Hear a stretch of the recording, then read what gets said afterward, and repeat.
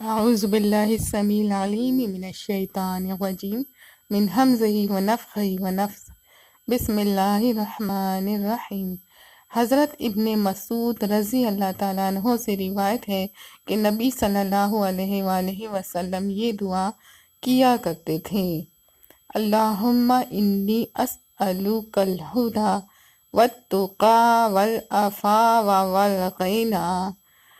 اس میں دیکھیں کتنی چیزوں سے اللہ تعالیٰ سے سوال کیا گیا ہے۔ سب سے پہلے ہدایت کے لیے سوال کیا گیا ہے، پھر پرہیزگار بننے کے لیے اللہ سے سوال کیا گیا ہے، اور اللہ سے معافی طلب کی گئی ہے، اور اس میں غنا یعنی امیر ہونے کے لیے اللہ تعالیٰ سے سوال کیا گیا ہے۔ تو یہ دعا امیر ہونے کے لیے یا پھر کسی بھی قسم کی مالی پریشانی کے لیے یہ دعا کثرت سے پڑھیں، انشاءاللہ تعالی مال و دولت اور کسی کے محتاج نہیں رہیں گے۔